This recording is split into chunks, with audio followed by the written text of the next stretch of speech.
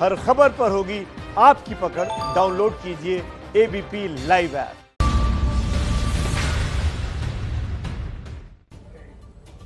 वक्त anchor choice का है, लेकिन इस बीच एक बड़ी खबर आ रही है। बता दें आपको, भारत और चीन के बीच अब बातचीत हुई है। इस बातचीत में 5 सूत्रीय फॉर्मूला निकल कर आया है। इस 5 सूत्रीय फॉर्मूले में डिसएंगेजमेंट की प्रक्रिया को आगे बढ़ाने की कोशिश की बात तो कही गई है, लेकिन बड़ा सवाल अब भी यही है, जो कि सूत्रों के हवाले से भारत को नहीं मिला चीन से, कि आखिर इतना बड़ा सैन्य जमावड़ा क्यों इकट्ठा किया गया चीन द्वारा। तो भारत चीन में तनाव घटाने पर सहमति बनी है, जिसके लिए 5 पॉइंट तैयार किए गए हैं। पंचशील की राह पर एक बार फिर से दोनों देश हैं तनाव घटाने के लिए, इसलिए 5 सूत्रीय फॉर्मूला बनाया गया है। मतभेद को विवाद नहीं बनने देंगे, ये कहा गया है, लेकिन चीन ये नहीं बता पाया कि आखिर उसने एलएसी के आसपास इतना बड़ा जमावड़ा क्यों लगाया हुआ है। भारत और चीन में अब बातचीत के जरिए डिसएंगेजमेंट की प्रक्रिया को शुरू करने की बात हुई है। इसके लिए 5 सूत्रीय फॉर्मूला बनाया गया है। लेकिन इन सब के बीच देखिए, भारत और चीन का पक्ष तो हम आपको दिखा ही रहे हैं, लेकिन ये जो तस्वीर है, ये तस्वीर देखने लायक है। अगर आप इस तस्वीर को गौर से देखें तो 3 देशों के, रूस, चीन और भारत के विदेश मंत्री खड़े हैं, लेकिन केवल भारत के विदेश मंत्री हैं जिन्होंने तिरंगा को जगह दी और कोने में हटके फोटो खिंचवाई। तो तिरंगे को ओवरशैडो नहीं किया एस जयशंकर ने, लेकिन वहीं दूसरी तरफ आप देखिए, यहाँ पर चीन और रूस के नेताओं की तरफ से जिस तरीके से फोटो आप में वो प्रेजेंटेशन के लिए खड़े हैं, ओवरशैडो कर दिया अपने देश के झंडे को।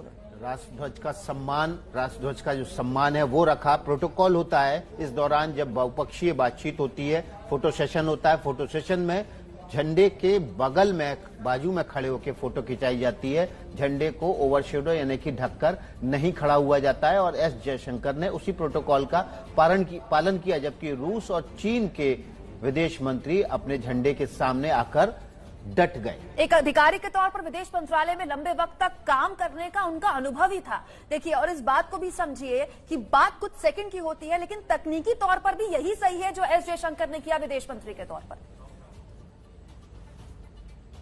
और अब जानिए खबरें इत्मीनान से एंकर चॉइस में। सुशांत सिंह केस से जुड़े ड्रग केस में आज रिया शौविक समेत 6 आरोपियों की जमानत याचिका पर फैसला आएगा। फैसले पर सुनवाई सुबह 11 बजे से शुरू होगी।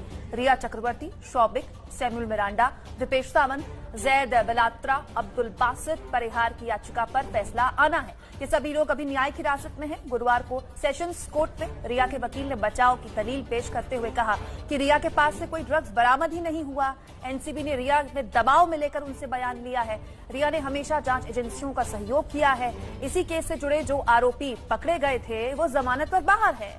इसके अलावा कैजान इब्राहिम नाम के आरोपी के पास ड्रग्स और पैसे दोनों मिले, लेकिन उसे जमानत मिल गई, और रिया मुंबई पुलिस और एनसीबी के बीच पिस रही है, उसे जमानत नहीं मिल रही है।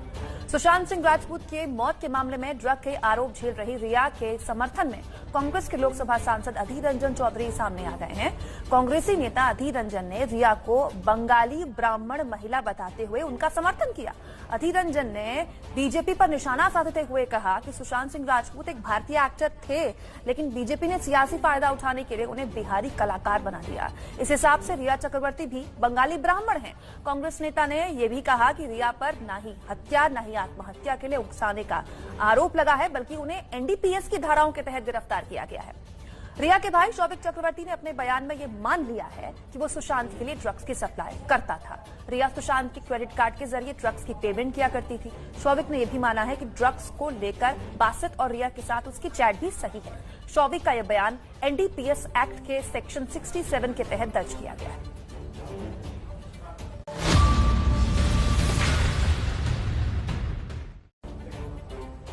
एक्ट्रेस कंगना रनौत के ऑफिस में बीएमसी की ओर से की गई तोड़फोड़ के खिलाफ सुनवाई 22 सितंबर को होगी। गुरुवार को बॉम्बे हाईकोर्ट में बीएमसी ने हलफनामा दाखिल किया, जिसमें बीएमसी ने अपनी कार्रवाई को जायज ठहराया।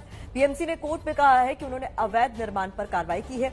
बीएमसी के मुताबिक ये पहला एक बंगला था, जिसके बाद दफ्तर बनाया गया और कई गैर कानूनी कामकाज किए गए, जिसके चलते बीएमसी ने कार्रवाई की है। कंगना के वकील ने भी कोर्ट में हलफनामा दाखिल किया है और कहा है कि कंगना के दफ्तर में उन हिस्सों को भी तोड़ा गया जिसका जिक्र नोटिस में नहीं था। कंगना के वकील ने कोर्ट में इस मामले के लिए 3 दिन का समय मांगा है, जिसमें वो कोर्ट को इस मामले से जुड़े दस्तावेज पेश करेंगे। कोर्ट ने कंगना के वकील को 14 सितंबर तक का समय दिया है। कोर्ट ने बीएमसी को जवाब देने के लिए 18 सितंबर का समय दिया है। महाराष्ट्र के सीएम और शिवसेना प्रमुख उद्धव ठाकरे के लिए आपत्तिजनक भाषा का इस्तेमाल करने वाली कंगना पर शिवसेना ने बड़ा हमला किया है। सामना में कहा गया है कि कंगना रनौत पर नई अफीम का नशा है। सामना में यह भी कहा गया है कि कंगना का ऑफिस गैर कानूनी था, इसलिए उसे तोड़ा गया है। केंद्रीय मंत्री रामदास आठवले ने कल कंगना रनौत के घर पहुंचकर उनसे मुलाकात की। कंगना से करीब 1 घंटे तक मुलाकात करने के बाद आठवले ने मीडिया से बात की। आठवले ने बताया कि उन्होंने कंगना को भरोसा दिलाया है कि कंगना को मुंबई में किसी से डरने की जरूरत नहीं। मुंबई में शिवसेना की भी है, बीजेपी की भी है और कांग्रेस की भी है। मुंबई सभी धर्म, जाति और भाषाओं के लोगों की है और यहां सबको रहने का अधिकार है।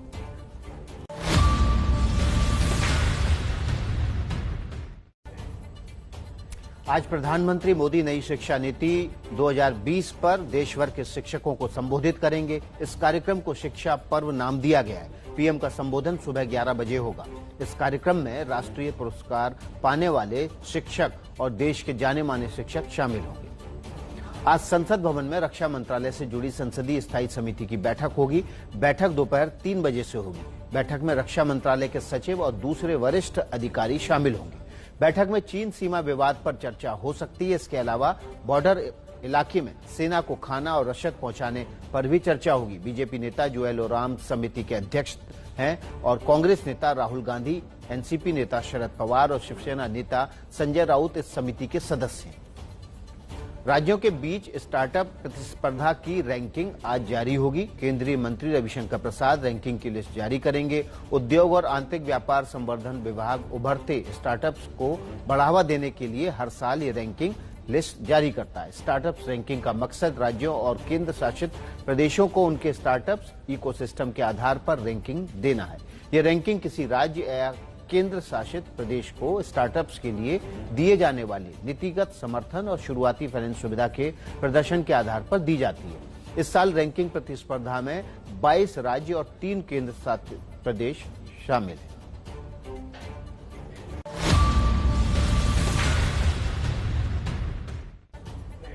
झारखंड हाईकोर्ट में आज चारा घोटाले में सजा काट रहे आरजेडी अध्यक्ष लालू यादव की जमानत याचिका पर सुनवाई होगी। सुनवाई वीडियो कॉन्फ्रेंसिंग के जरिए होगी। चाईबासा कोषागार अवैध निकासी मामले में लालू यादव की ओर से जमानत की याचिका दाखिल की गई है। याचिका में लालू यादव की ओर से आधी सजा काट लेने का हवाला दिया गया है। सीबीआई की अदालत ने मामले में लालू यादव को 5 साल की सजा सुनाई थी।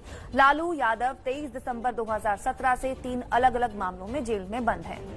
बीजेपी अध्यक्ष जेपी नड्डा आज से 2 दिन के बिहार दौरे पर पटना पहुंच रहे हैं। जेपी नड्डा 12 सितंबर को सीएम नीतीश कुमार से मिलकर बिहार चुनाव में सीट शेयरिंग पर चर्चा करेंगे। आज शाम 6 बजे JP Nadda Bihar BJP office में चुनाव संचालन समिति की बैठक भी लेंगे। बीजेपी अध्यक्ष जेपी नड्डा के साथ इस दौरे पर बिहार के प्रभारी और महाराष्ट्र के पूर्व मुख्यमंत्री देवेंद्र फडणवीस भी होंगे। जेपी नड्डा बिहार दौरे के दौरान मां पाटन देवी के दर्शन करने भी जाएंगे। आरजेडी के वरिष्ठ नेता रघुवंश प्रसाद सिंह ने आरजेडी से इस्तीफा दे दिया। एम्स से हाथ से चिट्ठी लिखकर उन्होंने अपना इस्तीफा दिया है। दिल्ली एम्स में वो इलाज करा रहे हैं। रघुवंश प्रसाद के इस्तीफा देने से आरजेडी को बड़ा झटका लगा है। रघुवंश प्रसाद के इस्तीफे पर आरजेडी की तरफ से कहा गया है कि अभी पार्टी के पास इस्तीफे की आधिकारिक जानकारी नहीं पहुंची है। पार्टी रघुवंश प्रसाद से जल्द लौटकर आने का इंतजार करेगी और बात भी करेगी, क्योंकि पार्टी के वो बड़े नेता हैं। आरजेडी ने कहा है कि रघुवंश प्रसाद पर जो भी फैसला होगा वो पार्टी सुप्रीमो ही तय करेंगे।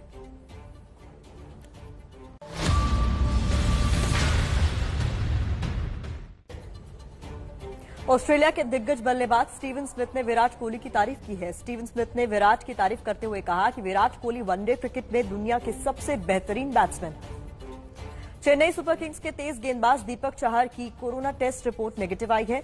दीपक चाहर की 2 बार कोरोना रिपोर्ट नेगेटिव आई है। दीपक चाहर अब टीम में वापस जुड़ गए हैं। पूर्व fast bowler Shoaib Akhtar Pakistan cricket team के सिलेक्शन कमेटी के चेयरमैन बन सकते हैं। शोएब अख्तर और पाकिस्तान क्रिकेट बोर्ड की इस पर बातचीत भी चल रही है।